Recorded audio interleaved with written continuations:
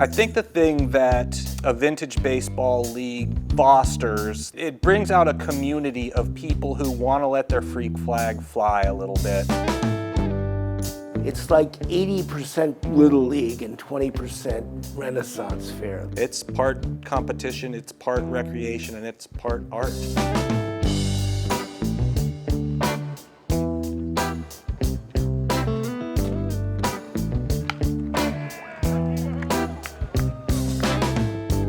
People are just naturally drawn to it because it looks like such a weird, kind of pure form of the game where people are like, what's going on over there? And they want to check it out. My name is Brody, Rev, Romsey. My name is Sage, Buttercup, Bray. My name's Carl Gibbs, and I'm the Sir, or the umpire, in Old Rules baseball.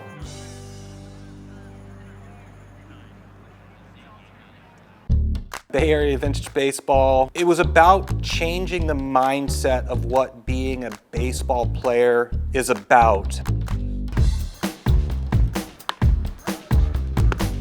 We adhere to 1886 rules. We use equipment that is authentic to the time, 40-ounce bats, small gloves, a deader form of baseball that doesn't travel quite as far. Playing with the vintage equipment is hilarious. Just the idea of like the lack of a glove. In 1886, they didn't have baseball gloves. What was routine the last time you remember playing baseball is no longer routine. A ground ball to the shortstop is a challenge. The throw to first base is another challenge. You swing that bat and miss, and you definitely feel it. It's silly. A hit batsman does not count as a free base. It's merely a ball. Ball one! A foul ball is called an unfair ball. You can throw 3 pitches, have 3 foul balls, and the count is nothing and nothing. Yay! Nice rip, Condor! Nice shot, Connie. We almost exclusively refer to each other by our nicknames. In fact, with some of the newer teams, the players literally don't even know each other's real names. And so I found myself in a position where I'm walking up to a bunch of middle-aged men having to ask the question, which one of you guys is Buttercup? It's a strange predicament to be in, particularly when you're dressed like it's 1882. The Sirs were usually the most respected person in the town who could be deemed to be a fair and neutral arbiter of the game. The Pacifics have 23, and the Aces have 5. We're a dying breed. The rest, I guess, are kind of like me, just sort of cosplaying weirdos.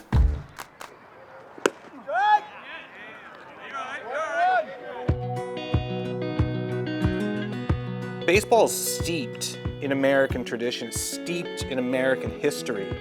Just the sense of normalcy and civic community that a baseball team brings a place.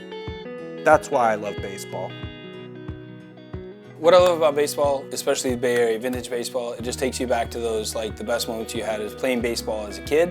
It was just fun. It's fun to watch people have a second childhood. It's kind of my second childhood in a weird sort of way. It's just the good spirit of what I think baseball is intended for. If you're not having fun playing baseball, then like, that's, you know, what are you doing? That's the beauty of this whole thing. It's pure baseball. There's a fellowship there.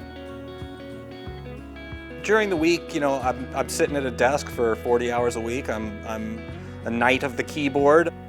So getting out and getting some vitamin D in the sun and the smell of the fresh grass, the dirt of the infield, I mean, it feels like an absolute break from my everyday, and it feels like an absolute blessing.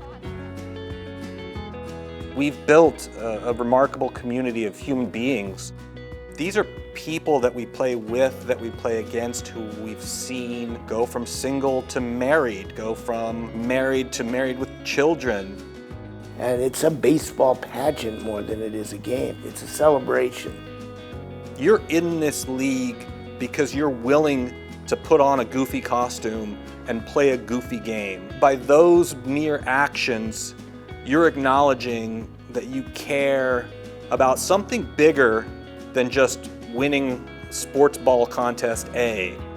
You care about something that's about competition, love, recreation, and joy. But if you're gonna join our league, if you're going to put yourself out there to do this, you get it. You get it and you'll carry it forward.